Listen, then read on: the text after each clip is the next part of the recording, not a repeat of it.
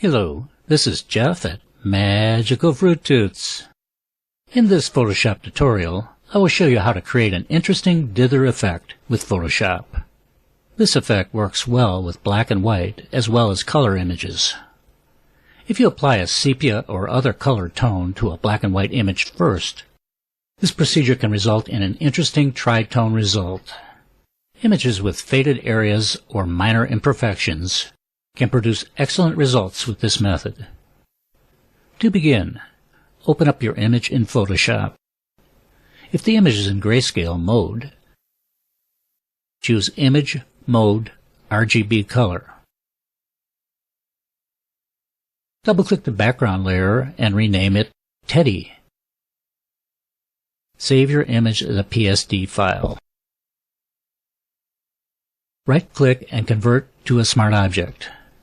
Black and white photos sometimes work better if you apply a sepia photo filter to them. Select the Create a New Fill or Adjustment Layer icon and select Photo Filter.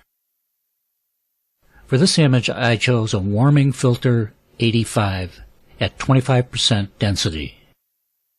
Click the Clip To icon to clip it to the Teddy layer. Move to the Teddy layer. Hold down the Control key while selecting the Add a New Layer icon to create an empty layer below the Teddy layer.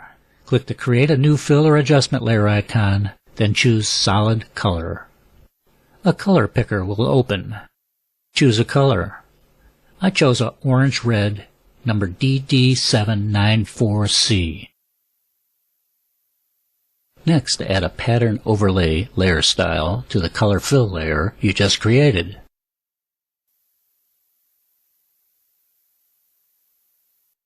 Choose the Pattern Picker flyout. Click the gear icon and choose Large List.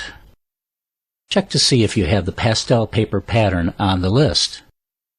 If you don't, choose the gear icon again and choose Erodible Textures from the drop-down. Click a pen to add the pattern group to your list. Other textures you can experiment with are fine grain, cold press, and pebbleboard. They are in the Erodible Textures pattern group also. For now, choose the pastel paper pattern, normal blend, 50% opacity, and 50% scale. Select the Teddy layer. Add a levels adjustment layer. For now, don't make any levels changes. The levels layer should automatically be clipped to the Teddy layer. We're now ready to tweak the settings. Select the Teddy layer and change its blend mode to hard mix. Double-click the levels layer to change the settings.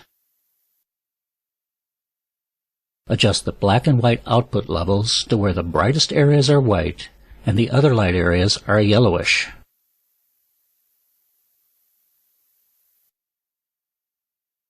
I used output levels of 6 and 194.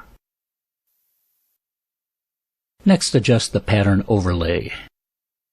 Note, the texture opacity and scale will change depending on the size and resolution of your image. Adjust the opacity to where the dither is showing in some of the face. I used 55% opacity. Now adjust the scale to where the dither looks appropriate, i.e. not too large but small enough that the small dither dots can be seen. I used a 95% scale.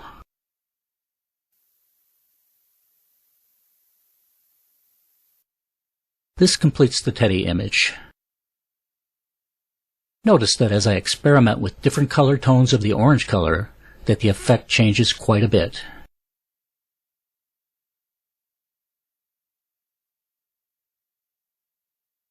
Also notice the changes as I experiment with completely different colors.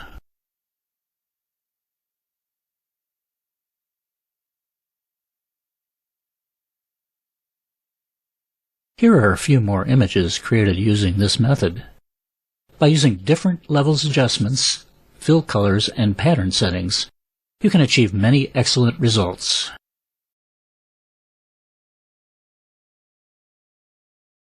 CS5 does not have an Erodible Patterns category available. You could use the Fibers 1 texture in the Grayscale Papers pattern group, or you can use an alternative method. Here is a CS5 screen showing an alternative method that utilizes the film grain filter that you could use for CS5. This method also works in later versions of Photoshop. The settings for the film grain filter are Grain 10, Highlight Area 4, and Intensity 9.